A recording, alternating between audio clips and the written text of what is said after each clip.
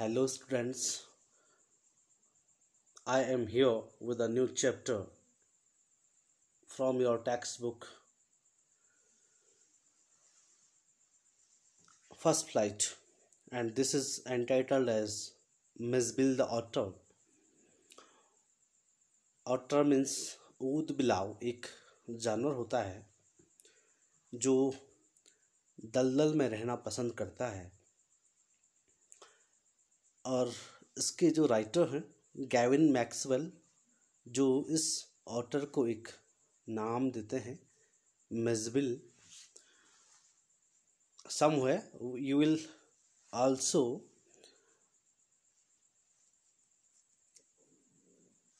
see its name is Midge, which is the short form of Mizbill.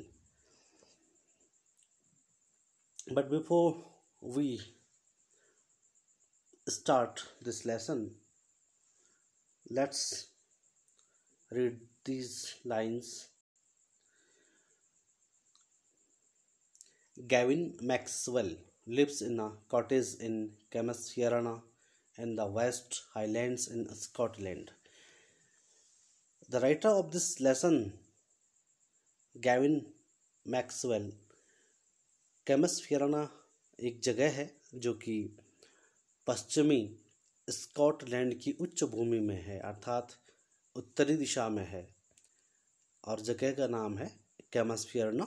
उसमें एक घर में गैविन मैक्सवेल रहता है. When his dog Johnny died, जब उसका कुत्ता जिसका नाम जॉनी था वो मर जाता है, Maxwell was too sad to think of keeping a dog again. Maxwell इतना दुखी होता है कि वह दोबारा एक कुत्ता रखना नहीं चाहता है अर्थात वह नहीं चाहता है कि मैं दोबारा एक कुत्ते को पालूं. But life without a pet was lonely. लेकिन बिना किसी पालतू पशु के जीवन मैक्सवेल को सूना सा लगता है, अकेला सा लगता है अर्थात वह बिना जानवरों के नहीं रह पाता है. Read what happened then. क्या होता है इन मैक्सवेल्स ओन वर्ड्स. हम मैक्सवेल के शब्दों में ही इस कहानी को समझते हैं, पढ़ते हैं.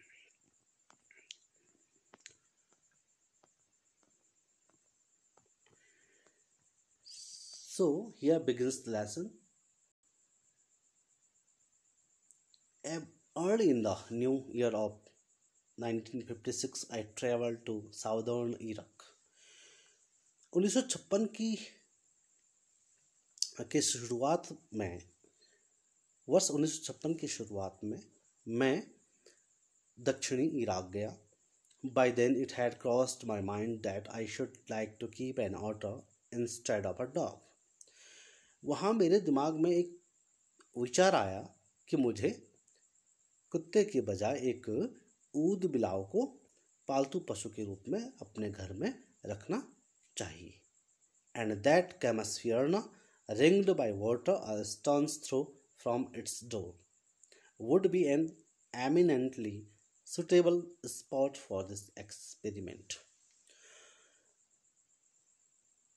जो कैमसफियरना जहाँ वह रहता था वह जगह पानी से घिरी हुई थी. A stone's throw from its door अर्थात जहाँ पे राइटर का घर था उससे थोड़ी दूर. Stone's throw means a little distance. थोड़ी दूर पर कैमसफियराना नामक जगह थी जो कि पानी से घिरी हुई थी. Would be an eminently, यहाँ पे eminently means very, बहुत, suitable, उपयुक्त, spot स्थान है किसके लिए, for this experiment, इस प्रयोग के लिए यह स्थान बहुत उपयुक्त होगा ऐसा राइटर का मानना है. कौन सा प्रयोग करने की बात कर रहे हो? वो एक ऊद बिलाव को यहाँ पे पालना चाहते हैं. When I casually mentioned this to a friend, he as casually replied that I had better get one in the Tigris marshes for there they were as common as mosquitoes and were often tamed by the Arabs. जब मैंने आकस्मिक रूप से एक मित्र को इसका जिक्र किया, किसका जिक्र किया, that I should have a pet otter at my home. ये मैंने जब अपने मित्र को कहा तो उसने भी अकस्मात रूप से जवाब दिया, क्या कहा, I had better get one in the tigris marshes, कि मुझे एक अच्छा सा ऊद बिलाव कहाँ मिलेगा, टिग्रिस मार्सेस में मिलेगा। टिग्रिस एक नदी है इराक में, उसके दलदली क्षेत्रों में एक ऊद बिलाव मुझे मिलेगा, मेरे मित्र ने मुझे बताया, ये राइटर कह रहे हैं। For they were as common as mosquitoes, क्योंकि वहाँ वे बहुतायत में मिलते हैं, अर्थात वहाँ वे इतने ज़्यादा मिलते हैं जैसे मच्छर शहरों में मिलते हैं। And were often tamed by the Arabs, और जिनको अरबवासी अक्सर अपने घरों में पाला करते हैं। We were going to Basra to the consulate general to collect and answer our mail from Europe. Consulate general कहते हैं फाइनेंशियल एम्बेसी को, यानी वाणिज्य दूतावास को कहते हैं कॉन्सुलेट जनरल। तो हम बसरा में कॉन्सुलेट जनरल वाणिज्य दूतावास में जा रहे हैं क्या करने, टू कलेक्ट पाने के लिए, एंड आंसर जवाब, आर मेल फ्रॉम यूरोप से जो मुझे पत्र आना था उसका जवाब एकत्र, या उस पत्र को लेने जा रहे थे। At the consulate general we found that my friend's mail had arrived but that mine had not. जब हम कॉन्सुलेट जनरल में पहुंचे तो हमने देखा कि जो मेरा मित्र था उसका जो पत्र था हैड अराइव्ड, वह पहुंच चुका था, but that mine had not, लेकिन मेरा पत्र अभी नहीं आया था। आई केबल टू इंग्लैंड, मैंने इंग्लैंड तार किया, अर्थात पहले के टाइम पर टेलीफोन से पहले लोग तार किया करते थे। एंड वेन, और जब 3 days later, 3 दिनों बाद भी नथिंग हैड हैपन्ड, कुछ नहीं हुआ। आई ट्राइड टेलीफोन, तब मैंने टेलीफोन करने की कोशिश की। पहले उन्होंने टेलीग्राम करने की कोशिश की थी, लेकिन 3 दिनों तक कुछ नहीं हुआ। तो writer is think that he try to telephone, उन्होंने टेलीफोन करने की कोशिश की। The call had to be booked 24 hours in advance, और जो फ़ोन करना होता था वो 24 घंटे पहले ही करना होता था। On the first day the line was out of order, पहले दिन तो जो लाइन थी वो आउट ऑफ ऑर्डर थी, अर्थात वह खराब थी। टेलीफोन जो लाइन थी वो खराब हो रखी थी। On the second the exchange was closed for religious holiday, और दूसरे दिन जो टेलीफोन एक्सचेंज होता है वो किसी धार्मिक छुट्टी के लिए बंद था। ऑन द थर्ड डे, और तीसरे दिन, देयर वॉज अनदर ब्रेकडाउन, अन्य प्रकार की कोई बाधा थी जिसके कारण मैं वहाँ फ़ोन नहीं कर पाया। माई फ्रेंड लेफ्ट, मेरे मित्र ने मुझे छोड़ दिया। And I arranged to meet him in a week's time, और मैंने उससे एक सप्ताह में मिलने के लिए समय तय किया। 5 days later, 5 दिनों बाद, माई मेल अराइव्ड, मेरा जो पत्र था वो पहुंचा। I carried it to my bedroom to read, and there, squatting on the floor, were 2 Arabs. Beside them lay a sack that squirmed from time to time. I carried it to my bedroom to read. मैं इस पत्र को अपने शयन कक्ष में पढ़ने के लिए ले गया। एंड देयर, और वहाँ, स्क्वाटिंग ऑन द फ्लोर, फर्श पर मैं पालथी मारकर बैठा। वर 2 Arabs, वहाँ 2 अरब्स थे, यानी 2 अरबवासी थे। बिसाइड देम, और उनके बगल पर, उनके नज़दीक, उनके समीप, ले अ सैक, एक बोरी रखी हुई थी, that squirmed from time to time, जो समय समय पर हिल रही थी। They handed me a note from my friend, उन्होंने मुझे मेरे मित्र द्वारा लिखा गया एक पत्र मुझे पकड़ाया। हेयर इज योर ऑटर, और फिर कहा कि ये आपका ऊद बिलाव है। With the opening of that sack began a phase of my life that has not yet ended and may, for all I know, not end before I do.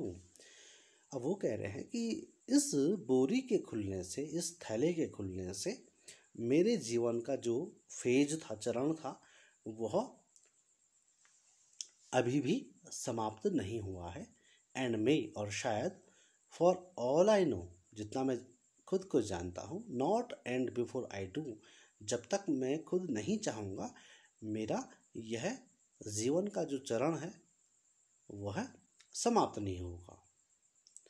It is in effect, यह प्रभाव था किसका? अ थ्रलडम to utters, ऊद बिलाव का मुझ पर इतना प्रभाव था। एन अटर फिक्सेशन, मैं ऊद बिलाव से इतना ज़्यादा लगाव रखता था, that I have since found to be shared by most other people who have ever owned one. I have since found to be shared. अब मैं ऐसे लोगों को उस ऊद बिलाव के बारे में बताना चाहूँगा जिन्होंने कभी किसी ऊद बिलाव को पाला हो। अर्थात मैं अपनी he wants to tell his experience with that otter, the creature that emerged from this sack onto the spacious tiled floor of the consulate bedroom resembled most of all a very small medievally conceived dragon। जो प्राणी था, जो कि उस बोरी से बाहर आया, onto the spacious tiled, spacious means large, tiled floor, the floor which is made up of tiled, जो कि टाइल से बना होता है। और ये टाइल्ड फ्लोर कहाँ का था? कॉन्सुलेट बेडरूम रिजेंबल्ड, यानी उस वाणिज्य दूतावास के शयन कक्ष का जो फर्श था वो इतना विशाल फर्श था जिस पर वो बोरी रखी गई थी, जिस पर ऑटर अंदर रखा हुआ था।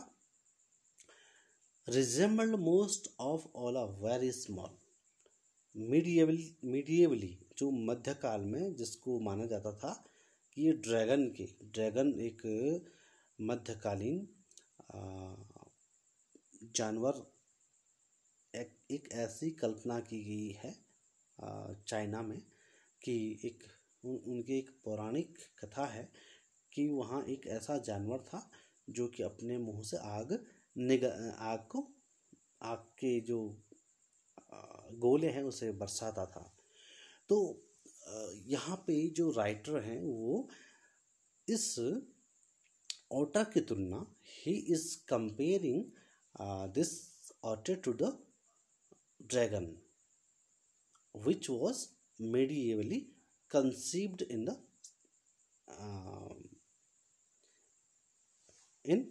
China, especially from the head to the tip of the, सिर से पूंछ तक, of the tail, पूंछ तक, he was coated with symmetrical pointed scales of mud armor। उस ऊद बिलाव के सिर से पूंछ तक वह समान रूप से नुकीली जो स्केल्स थी और मड, कीचड़ से बने हुए कवच से ढका हुआ था। Between whose tips was visible a soft velvet fur like that of a chocolate brown mole. और उसके बीच में, उस मड आर्मर के बीच में एक मुलायम मखमली बालों का गुच्छा जो कि चॉकलेट की तरह लग रहा था। मोल मीन्स होता है मस्सा, अर्थात एक ऐसा बीच में एक ऐसा बालों का गुच्छा दूर से दिख रहा था जिसका रंग चॉकलेटी था। He shook himself, उसने स्वयं को हिलाया। And I half expected a cloud of dust, अब मैंने उम्मीद की थी कि जैसे ही इस ऑटर ने अपने शरीर को हिलाया तो इससे धूल की एक गुब्बार नीचे गिरेगी, but in fact it was not for another month that I managed to remove the last of the mud and see the otter as it were in his true colors. लेकिन मैं अगले माह तक भी इस ऑटर के शरीर से मड की, कीचड़ की अंतिम जो परत थी उसको हटते हुए भी नहीं देख पाया। अर्थात एक माह तक उस पर ये कीचड़, उसके शरीर पर कीचड़ का कवच बना हुआ था। And see the otter as it were in his true colours, कि जो ऑटर होते हैं वो किस तरह के होते हैं, किस प्रकार के होते हैं, ये मैं अगले एक माह तक नहीं जान पाया। Mijbil as I called the otter was in fact of a race previously unknown to science and was at length christened by geologists Luttrell, Perspicillata, Maxwelli or Maxwell's otter. मिसबिल, जैसे कि मैं इस ऑटर को बुलाता था, was in fact of a race, वह एक ऐसी प्रजाति से संबंधित था जो प्रीवियसली अननोन टू साइंस, जो विज्ञान जगत के लिए पहले अज्ञात था। अर्थात विज्ञान में ऑटर के बारे में कहीं कुछ लिखा नहीं था। एंड वॉज एट लेंथ, और काफ़ी हद तक, क्रिस्टेंड बाई जियोलॉजिस्ट्स लुट्रोगेल, परस्पिसिलेटा, मैक्सवेली, और उन्होंने इसको क्या नाम दिया? क्रिस्टेंड मीन्स नेम्ड। जो जूलॉजिस्ट से जंतु वैज्ञानिक थे उन्होंने इसका नाम लुट्रोगेल, परस्पिसिलेटा, मैक्सवेली या मैक्सवेल्स ऑटर कहा। For the first 24 hours Mijbil was neither hostile nor friendly. अगले 24 घंटे तक मिसबिल ना तो मेरे प्रति हॉस्टाइल था, अर्थात मेरे प्रति न तो उसका दोस्ताना व्यवहार था और न ही नॉर फ्रेंडली, नहीं उसका मैत्रीपूर्ण व्यवहार था और नहीं उसका विरोधी का व्यवहार था। अर्थात न वो मेरा विरोधी था और नहीं वो मेरा मित्र था। He was simply aloof and indifferent, वह केवल एकांत में मुझसे दूर था। Choosing to sleep on the floor, उसने फर्श पर सोने के लिए चयन किया। As far from my bed as possible, जितना संभव हो सकता था उसने मेरे बिस्तर से उतनी दूरी बना ली थी जितना संभव हो सकता था। अर्थात वह मुझसे बहुत दूर सोया। The second night Mijbil came on to my bed in the small hours and remained asleep in the crook of my knees until the servant brought tea in the morning. And during the day he began to lose his apathy and take a keen, much too keen interest in his surroundings. अब आगे writer कह रहे हैं कि the second night, दूसरी रात को, मिसबिल मेरे बिस्तर तक आया इन द स्मॉल आवर्स, यानी सुबह के समय, and remained asleep in the crook of my knees, और मेरे घुटने के मोड़ पर वह सोया रहा। अनटिल, जब तक, क्या हुआ? The servant brought T in the morning, जब तक नौकर सुबह के वक्त चाय लेकर नहीं आ जाते तब तक वह मेरे घुटनों के मोड़ पर सोया रहा। And during the day he began to lose his apathy, और दिन के दौरान उसने जो उसको अपने इर्द गिर्द अरुचि लग रही थी, अर्थात वह रुचि, he was not taking any interest in his surroundings, तो यहाँ पे वो धीरे धीरे रुचि रुचि खोने लगा, मीन्स रुचि लेने लगा। एंड टेक अ कीन, और उत्सुकता से, much too keen interest in his surroundings, अब वह अपने इर्द गिर्द यानी अपने चारों ओर की चीज़ों में रुचि लेने लगा था। I made a body belt for him and took him on a lead to the bathroom. Lead means पट्टा। मैंने उसे एक बॉडी बेल्ट बनाया था और मैं उसको पट्टे की मदद से बाथरूम तक ले गया। Where for half an hour he went wild with joy in the water, जहाँ वो आधा घंटे तक पानी के साथ मस्ती कर रहा था। उसने काफ़ी मस्ती की पानी के साथ। क्या क्या किया? प्लंजिंग, उसने डुबकी लगाई, एंड रोलिंग इन इट, और उसमें वह उल्टा पुल्टा, shooting up and down the length of the bath tub under water, पानी के नीचे वह उस बाथ टब में ऊपर और नीचे छलांग लगा रहा था। And making an of slosh and splash for a hippo, वह हिप्पो की तरह पानी में छपाक कर रहा था और स्लॉस बना रहा था, अर्थात पानी को कीचड़ युक्त बना रहा था। क्योंकि उसके शरीर पर तो कीचड़ ही कीचड़ था, तो वह पानी में छप छपा रहा था और अपने मिट्टी को उसमें उस पानी में कीचड़ बना रहा था। This I was to learn is a characteristics of otters, यही वो बात थी जो कि ऑटर्स की, एक ऊद बिलाव की क्या होती है, विशेषता होती है। Every drop of water must be, so to speak, extended and spread about the place. उसका एक गुण होता है कि यदि उसे पानी की एक बूंद भी मिले तो प्रत्येक बूंद को इतना छप छपाएगा, इतना उस पर छपा करेगा और उसे ऐसे फैलाएगा कि जब तक उसका जी ना भरे। A bowl must at once be overturned, और if it will not be overturned, be set in and sploshed in until it overflows। जब कभी ऑटर एक टब या किसी पात्र को जो कि पानी से भरा हुआ होता है उसको उलटने पलटने की कोशिश करता है, यदि वह उसको उलट पलट न पाए तो वह क्या करता है, उसमें बैठ जाता है और उस पानी को कीचड़ से, कीचड़ युक्त बना देता है, जब तक पानी उस पात्र से पूरी तरह से गिर न जाए। Water must B kept on the move and made to do things, when static it is wasted and provoking। पानी जो होता है उसको चलते रहना चाहिए, जब यह स्टैटिक स्थिर अवस्था में होता है तो ये वेस्टेड के रूप में होता है, ये गंदा हो जाता है और वो गुस्सा दिलाने का काम करता है। यहाँ पे आप देख रहे होंगे ऑटर ये है और उसने पानी नीचे गिरा के उस पर वो क्या कर रहा है, छप छपा रहा है या छपाक कर रहा है और स्लॉस बना रहा है, कीचड़ बना रहा है। 2 days later, 2 दिनों बाद, Misbil escaped from my bedroom as I entered it, and I turned to see his tail disappearing around the bend of the corridor that led to the bathroom। 2 दिनों बाद मिसबिल मेरे शयन कक्ष से बचकर निकला।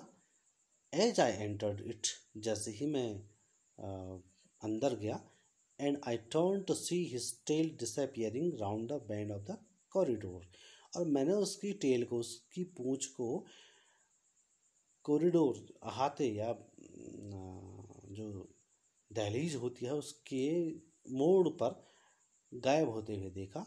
That led to the bathroom, जो कि बाथरूम की ओर जाती थी, अर्थात जो कॉरिडोर कहाँ के लिए खुलता था, बाथरूम की ओर जाता था। By the time I got there he was up on the end of the bath tub and fumbling at the chromium taps with his paws. I got there he was up to the end of the bath tub, जैसे ही मैं अंदर गया तो मैंने देखा कि वह तो बाथ टब यानी जो स्नान का पात्र था उसके अंतिम छोर पर बैठा हुआ था। And fumbling at the chromium taps, और उस टैप्स को यानी नल को वो क्या कर रहा था, बेहुदा ढंग से उसे खोल रहा था। विद हिज पॉज, अपने पंजों से, आई वॉज, मैंने देखा, अमेज्ड, मैं चकित हुआ, in less than a minute, और 1 मिनट से कम समय में, he had turned the step far enough to produce a trickle of water, वह पानी की बारीक सी धारा लाने में सफल हुआ। अर्थात उसने टेप को, उस क्रोमियम टेप को इस तरह से घुमाया कि उससे पानी रिसने लगा। And after a moment or two achieve the full flow, और कुछ मिनटों बाद पानी पूरी तरह बहने लगा उस टोंटी से। He had been lucky to turn the tap the right way, इस समय वह भाग्यशाली था कि उसने सही दिशा में उस टोंटी को खोला। On later occasions he would sometimes screw it up still tighter, कभी कभी क्या होता है कि वह इस टोंटी को इस तरह से गलत दिशा की ओर घुमाता है कि वो और ज़्यादा टाइट हो जाती है, टोंटी ज़्यादा कस जाती है, और उसको chittering with irritation and disappointment at the taps failure to cooperate, और जब उससे टेप नहीं खुलता है तो वह गुस्से में और हताशा में ची ची की आवाज़, chittering means sound of otter, वह चींची की आवाज़ करता था। Very soon Mij would follow me without a lead and come to me when I called his name, बहुत जल्दी ही मिज मेरा पीछा बिना उस पट्टे के करने लगा था और मेरे पास आता था जब मैं उसे उसके नाम से बुलाता था। ही spent most of his time in play, वह अधिकांश समय खेलने में बिताता था। ही spent hours shuffling a rubber ball round the room like a four-footed soccer player, using all 4 feet to dribble the ball, and he could also throw it with a powerful flick of the neck to a surprising heightened distance. वह कई घंटों एक रबड़ की गेंद को धकेलता था राउंड द रूम, उस कमरे में चारों कोनों में उसे धकेलता था। लाइक अ 4-footed सॉकर, जैसे एक चौपाया जब फुटबॉल खेले उसी तरह से। ऑल 4 feet टू ड्रिबल, वह अपने चारों पैरों को इस गेंद को लुढ़काने में यूज करता। And he could also throw it, वह इसको फेंक भी सकता था। With a powerful flick of the neck, गर्दन को जोरदार ढंग से घुमाते हुए वह इस गेंद को दूर फेंक भी सकता था। टू अ सरप्राइजिंग हाइट, एक आश्चर्यजनक ऊंचाई तक, और डिस्टेंस, और दूरी तक बॉल को वो आसानी से अपने गर्दन की प्रभावशाली ढंग से हिलाने पर वह गेंद को ऊंचाई और दूरी तक फेंक सकता था। But to real play of an otter is when he lies on his back and juggles with small objects between his paws, लेकिन जो उसका वास्तविक जो खेल था ऑटर का, वह तब होता था जब वह अपने पीठ के बल लेटता था और छोटी छोटी चीज़ों से वह अपने पंजों से छोटी चीज़ों के साथ वह जगल्स करता था, यानी बाजीगरी करता था, उनसे खेलता था। Marbles were Mrs favourite toys for this pass time, उसको समय बिताने के लिए जो मिज का जो पसंदीदा जो खिलौना था वो थे कंचे, marbles. He would lie on his back rolling two or more of them up and down his white flat belly without ever dropping one to the floor. वह क्या करता था, पीठ के बल लेटता था और अपने चौड़ी और सपाट जो उसकी बैली थी, उसका जो पेट था, उसमें उस कंचे को क्या करता था, एक ओर से दूसरी ओर लुढ़काता था। लेकिन ये जो कंचे और जो गेंद होती थी वो नीचे फर्श पर नहीं गिरती थी। वह इस खेल में इतना दक्ष हो गया था कि कंचे नीचे नहीं गिरते थे उससे। The days passed peacefully at Basra, but I dreaded the prospect of transporting Miss to England and to Camasfiorno. दिन बीतते गए पीसफुली एट बसरा। बसरा में जो मेरे दिन थे वो शांतिपूर्वक बीते। But I dreaded the prospect of transporting Mij to England. लेकिन मैं जब मिज को इंग्लैंड ले जाने के बारे में सोचता था तो मैं डर जाता था। एंड टू कैमसफियरना, और वहाँ से कैमसफियरना। मुझे आगे आने वाले समय में मिज को ले जाने में कितनी परेशानी होगी इससे पहले ही मैं डरा हुआ था। The British airline to London would not fly animals. जो ब्रिटिश एयरलाइन है जो कि लंदन को जाती थी वो जानवरों को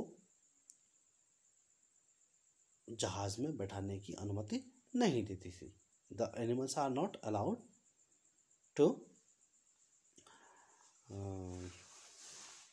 to be in the aircraft. So I booked a flight to Paris on another airline. इसलिए मैंने क्या किया, एक पेरिस जाने वाली उड़ान या पेरिस जाने वाली जहाज का टिकट बुक किया। And from there to London, और वहाँ से मैं पेरिस से मैं लंदन को जाने का मैंने क्या किया, टिकट बुक किया। द एयरलाइन इंसिस्टेड दैट, जो विमान कंपनी थी उसने जोर देकर कहा कि Mij should be packed into a box. Mij को एक बॉक्स में बंद किया जाना चाहिए। Not more than 18 inches square, जो कि 18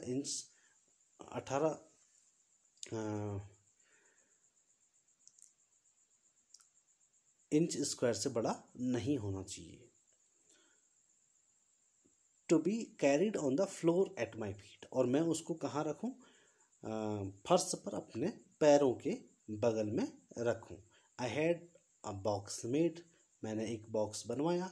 and an hour before we started, वहाँ से प्रस्थान करने के 1 घंटा पहले I put Mij into the box, मैंने मिज को उस बॉक्स में डाला या रखा जिस बॉक्स को मैंने बनाया था। सो दैट, ताकि he would become accustomed to it, ताकि वह इसका आदी हो जाए, अर्थात उसको इस बॉक्स की आदत हो जाए। And left for a hurried meal, और मैं वहाँ से तुरंत भोजन करने के लिए चला गया। When I returned there was an appalling spectacle. जब मैं वापस आया, भोजन करने के बाद जब मैं वापस आया तो मैंने देखा कि वहाँ एक अभिभूत करने वाला दृश्य था। There was complete silence from the box. उस बॉक्स से पूर्ण रूप से शांति थी, अर्थात बॉक्स में किसी भी प्रकार की कोई हलचल नहीं थी। But from its air holes and chinks around the lid, blood had trickled and dried. लेकिन इसके जो एयर होल्स इस बॉक्स के ढक्कन पर जो हवा के छिद्र बने हुए थे, छेद बने हुए थे, हवा जाने के छेद बने हुए थे, और जो दरारें थी उस पर लिड के चारों ओर, उस पर ब्लड यानी खून से वो लथपथ थे। एंड ड्राइड, और उस पर खून जो था वह अब सूख चुका था। आई whipped of the lock and tore open the lid. मैंने तेजी से बॉक्स के ताले को तोड़ा और उस ढक्कन को खोला। एंड मिज एग्जॉस्टेड, मिज जो था यानी मिजबिल का छोटा नाम, मिज एग्जॉस्टेड, वह थका हुआ था। एंड ब्लड स्पैटर्ड, और खून से वह लथपथ था। Whimpered and caught at my leg, वह ठिनका और वह मेरी पैर में जा बैठा। He had torn the lining of the box to shreds. उसने उस बॉक्स में जो लाइनिंग्स थी, जो झीर थी, उसको कई टुकड़ों में टुकड़े उसके कर दिए थे। When I removed the last of it so that there were no cutting edges left. तब मैंने उसमें से अंतिम जो लाइनिंग्स थी उसको मैंने हटाया ताकि उसकी जो कटिंग एजेस थी वो ना छूटे और वह मिर्च को दोबारा मिर्च के शरीर से खून ना निकाल पाए, अर्थात वह उसके शरीर पर ना चुप पाए। It was just 10 minutes until the time of the flight. अब उड़ान भरने के लिए 10 मिनट बाकी थे, अर्थात जो हवाई जहाज था उसको उड़ान भरनी थी और सिर्फ उसके लिए 10 मिनट बाकी थे। And the airport was 5 miles distant. और जो एयरपोर्ट था अर्थात जहाँ पे राइटर खाना खाने गए थे वहाँ से जो एयरपोर्ट था वह 5 मील दूरी पर था। I put the miserable Mij back in to the box. मैंने उस दयनीय प्राणी यानी मिज को बॉक्स में दोबारा वापस रखा। Holding down the lid with my hand. और मैंने जो लिड था उसका यानी उस बॉक्स का जो ढक्कन था उसको अपने हाथों में पकड़े रखा। I sat in the back of the car with the box beside me as the driver tore through the streets of Basra like a ricocheting bullet. Ricocheting bullets means जब गोली किसी सतह से टकराती है और बहुत तेज गति से दूसरी दिशा की ओर चली जाती है, तो उसी तरह से जो ड्राइवर था, जो चालक था कार का, उसने बसरा की गलियों से कार को इतनी तेजी से भगाया जैसे कि एक गोली किसी सतह से टकराती है और वो अपनी दिशा बदल देती है। तो मैं उस कार में बैठा और मैंने अपने बगल में उस बॉक्स को यानी जिसमें मिर्च था उसे वहाँ रखा। The aircraft was waiting to take off. जो हवाई जहाज था वह अब उड़ने ही वाला था। I was rushed through to it by infuriated officers. और मुझे क्रुद्ध अफसरों ने जल्दी जल्दी एयरक्राफ्ट में बैठने के लिए भगाया। लकीली भाग्यवश the seat booked for me was at the extreme front. जो सीट थी जो मैंने बुक की थी वह सामने थी। I covered the floor around my feet with newspapers. मैंने अपने बगल के फर्श को समाचार पत्रों से ढक दिया। Rang for the air hostess. मैंने विमान परिचारिका को बुलाया। And gave her a parcel of fish to keep in a cool place. मैंने मिर्च के लिए जो मछली का जो पार्सल खरीदा हुआ था मैंने उसे ठंडे स्थान पर रखने के लिए एयर होस्टेस को बुलाया। I took her into my confidence about the events of the last half hour. मैंने उसे आधा घंटे पहले जो घटना उसके साथ हुई थी उस बारे में एयर होस्टेस को बताया और उसे अपने विश्वास में लिया। I have retained the most profound admiration for that air hostess. मैंने सर्वाधिक जो उसके लिए जो मेरे दिल में प्रशंसा के भाव थे। She was the very queen of her kind. वह अपनी ही तरह की दयालुता की एक देवी थी। She suggested that I might prefer to have my pet on my knee. उसने मुझे सुझाव दिया कि मुझे अपने पालतू पशु अर्थात मिर्च को अपने घुटनों पर बैठाना चाहिए। And I could have kissed her hand in the depth of my gratitude. और मैं अपनी कृतज्ञता दिखाने के लिए उसका जो एहसान मुझ पर था, मैं दिल की गहराई से चाहता था कि मैं उसके हाथ को चूम सकूं। But not knowing otters I was quite अनप्रिपेयर्ड for what followed. लेकिन ऑटर्स के बारे में मैं नहीं जानता था कि वो अगले वक्त आने वाले समय में क्या करने जा रहा है। यहाँ देखें आप चित्र को ताकि आप आगे कहानी इजीली समझ पाओगे। ऑर्डर है एक मोटे से व्यक्ति के नीचे। Miss was out of the box in a flash. In a flash means बहुत तेज गति से वह बॉक्स से बाहर आया। मिज बहुत तेज गति से बॉक्स से बाहर आया। He disappeared at high speed down the aircraft. वह जो था वह एयरक्राफ्ट यानी हवाई जहाज से नीचे की ओर बहुत तेज गति से गायब हो गया। There were squawks and shrieks. वहाँ चीखें और चिल्लाहटें थी।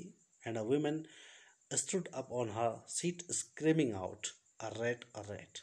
एक महिला अपने सीट पर खड़ी हुई और वह चिल्लाई। उसने कहा कि चूहा, एक चूहा, एक चूहा। I caught sight of Mrs. Tail disappearing beneath the legs of a portly white turbaned Indian. मैंने देखा कि मिज की जो पूंछ थी वह गायब हो रही थी। एक शक्तिशाली सफ़ेद पगड़ी पहने हुए भारतीय के पैरों के नीचे से उसकी पूंछ को मैंने गायब होते हुए देखा। डाइविंग फॉर इट, मैंने उसको पकड़ने के लिए डाइव लगाई, गोता लगाया। आई मिस्ड, मैं चूका। But found my face covered in करी, लेकिन मैंने अपने चेहरे को कड़ी में कवर्ड हुए देखा, अर्थात उसके चेहरे पर कड़ी लग गई, सूप लग गया उसके चेहरे पे। Perhaps, शायद, said the air hostess with the most charming smile. अपनी सर्वाधिक आकर्षक मुस्कान के साथ विमान परिचारिका ने कहा कि शायद, इट वुड बी बेटर, यह अच्छा होगा, if you resumed your seat, यदि आप अपनी सीट पर बैठ जाओ। And I will find the animal and bring it to you, मैं उस जानवर को खोजूंगी और आपके पास उसको लेकर आऊंगी। किस जानवर की बात हो रही है? मिजबिल की बात हो रही है, ऑटर की बात हो रही है। I return to my seat, मैं अपनी सीट पर वापस बैठा। I was craning my neck trying to follow the hunt when suddenly I heard from my feet a distressed chitter of recognition and welcome, and Miss bounded onto my knee and began to nuzzle my face and my neck. मैं अपनी seat पर दोबारा बैठा और मैं अपनी गर्दन को इस तरह से ऊपर किए हुए था और ये कोशिश कर रहा था कि मैं अपने उस जानवर को देख पाऊँ। अचानक, suddenly I heard from my feet, अचानक मैंने अपने पैरों के बगल में अ डिस्ट्रेस्ड चिटर ऑफ रिकॉग्निशन, पहचानी हुई चींची की आवाज़ सुनी। एंड वेलकम, और स्वागत करती हुई और पहचान की आवाज़ मैंने अपने पैरों के बगल में सुनी। And Mij bounded on to my knee, Mij जो था वो मेरे घुटने में उछल कर बैठ गया। एंड बिगेन टू नजर माई फेस एंड माई नेक, और मेरे चेहरे और मेरी गर्दन को वह सहलाने लगा। Now we come to its fourth part. Mij and I remain in London for nearly a month. मैं और मिस लंदन में लगभग एक माह तक रुके रहे। He would play for hours with a selection of toys, वह कई घंटों कुछ चुनिंदा खिलौने के साथ खेला करता था, जैसे पिंग पोंग बॉल्स हो गया, मार्बल्स हो गए, कंचे हो गए, रबर फ्रूट हो गया, यानी रबड़ के बने हुए जो फल होते हैं, एंड टेरापिन शेल हो गया, एक जो शेल होता है उसके साथ वो खेल रहा था। That I had brought back from his native marshes, जिस टेरापिन शेल को मैं कहाँ से ले आया था, जो सीपियाँ होती है उसको मैं कहाँ से ले आया था, उसके दलदल से जहाँ वो पहले रहा करता था। टिग्रिस मार्सेस की बात हो रही है। With the ping pong ball he invented a game of his own which could keep him engrossed for up to half an hour at a time. उसने पिंग पोंग गेंद से एक ऐसे खेल को इजाद किया, अर्थात एक ऐसे खेल का आविष्कार किया जो उसे एक समय पर आधा घंटे तक उसका ध्यान उसी गेम पर रहता था। अ सूटकेस दैट आई, कौन सा गेम था वो? A suitcase that I had taken to Iraq had become damaged on the journey home. जिस सूटकेस को मैं I had taken to Iraq ले गया था, वह रास्ते में आते वक्त क्या हो गया, खराब हो गया. सो दैट द लिड, इसलिए उसका जो ढक्कन था, वैन क्रोज, जब उसको उस सूटकेस को बंद किया जाता था, remained at a slope from one end to the other, उसका एक भाग उठा हुआ और दूसरा भाग नीचे होता था. इस तरह से उस पर एक स्लोप बनती थी. मिस डिस्कवर्ड दैट, मिस ने देखा कि या पाया कि या खोजा कि if he placed the ball on the high and, यदि वह ऊंचे छोर पर गेंद को रखे, it would run down the length of the suitcase. उसने देखा कि यदि उस सूटकेस के उठे हुए भाग पर, यदि ऊंचे भाग पर यदि गेंद को छोड़ा जाए तो वह सूटकेस की लंबाई तक गिरती है. He would dash around to the other end to ambush its arrival. वो क्या करता था, सूटकेस के ऊपरी भाग में गेंद रखता था और जब तक गेंद उसके नीचे के भाग अंतिम छोर तक जाती, वह बहुत जल्दी उस गेंद से पहले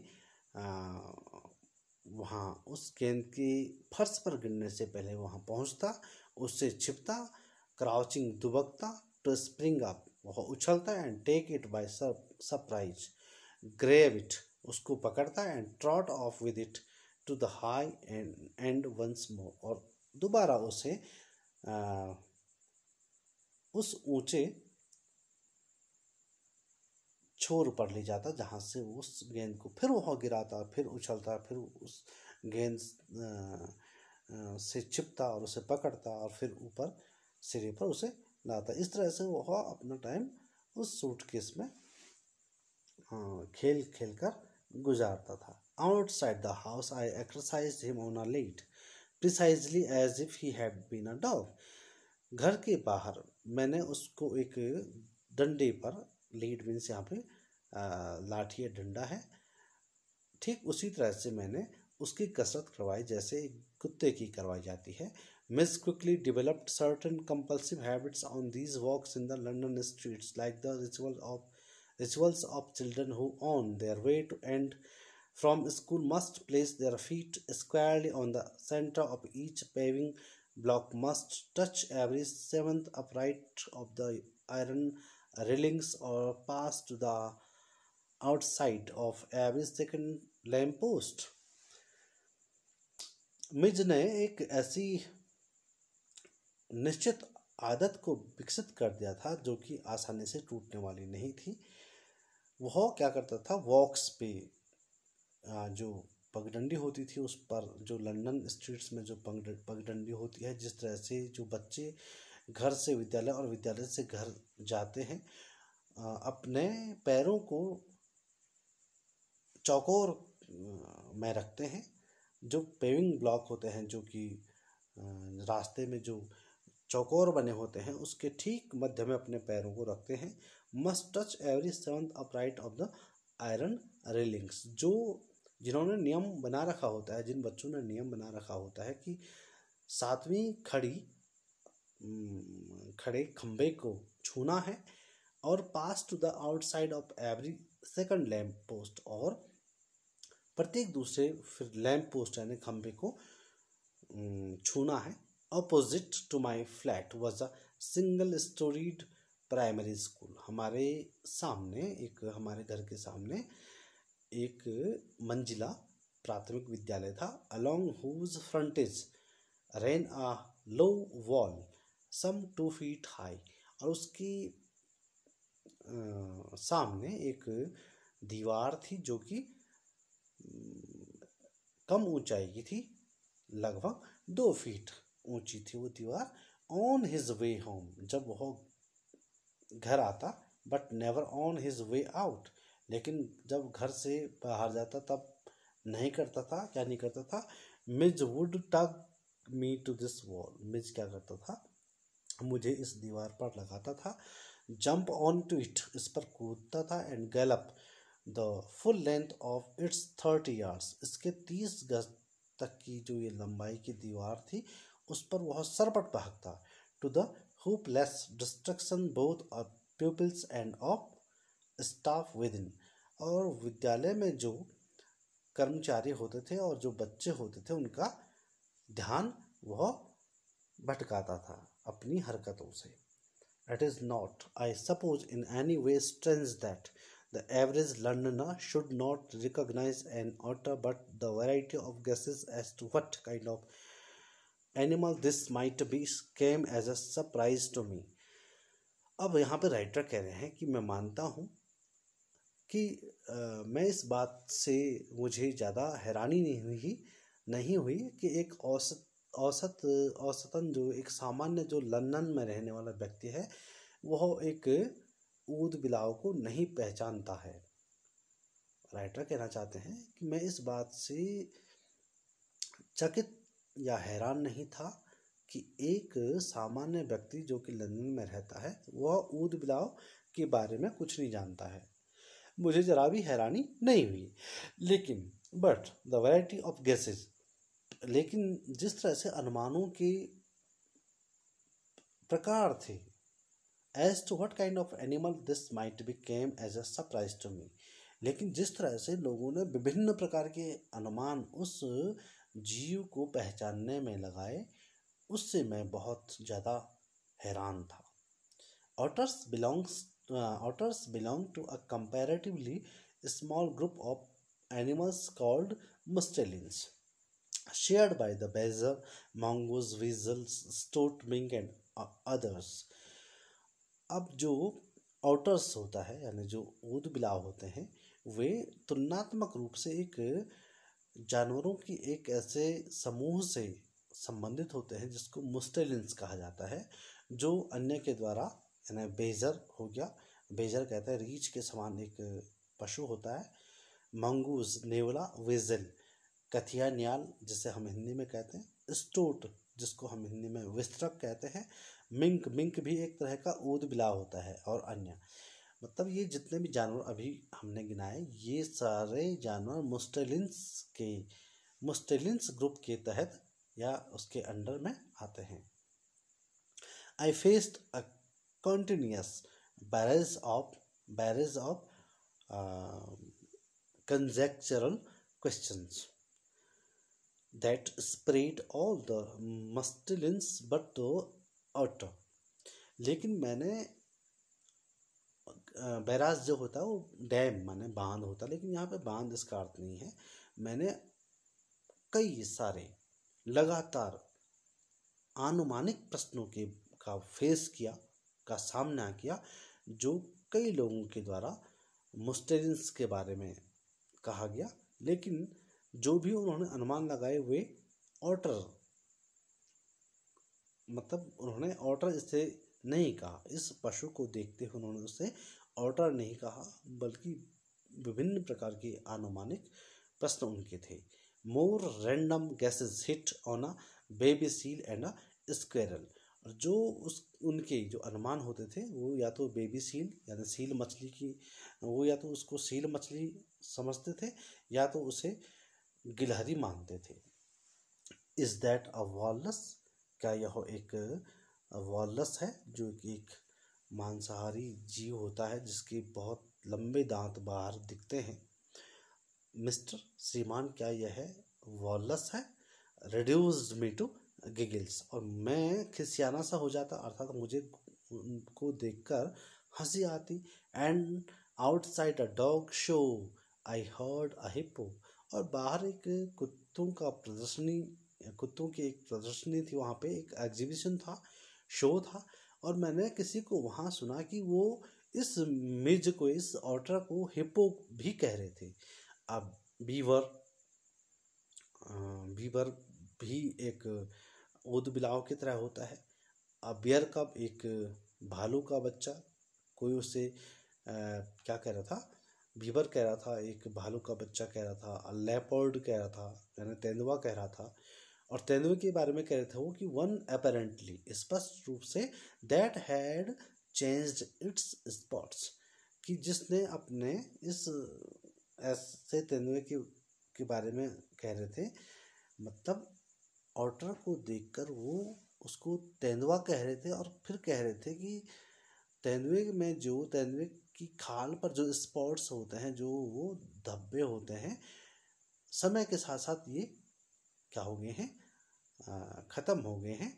एंड ब्रॉन्टोशोर, कुछ लोग उसको डायनासोर की फैमिली का वैसे ही एक जानवर ब्रॉन्टोशोर कह रहे थे। Mij was anything but an otter, Mij वह सब कुछ था सिवाय उनके लिए ऑटर नहीं था। अर्थात वो मिज को सब कुछ, उन्होंने बहुत सारे नाम दिए लेकिन ऑटर किसी ने नहीं कहा। No one call it as an otter, but the question for which I awarded the highest score came from a laborer digging a hole in the street.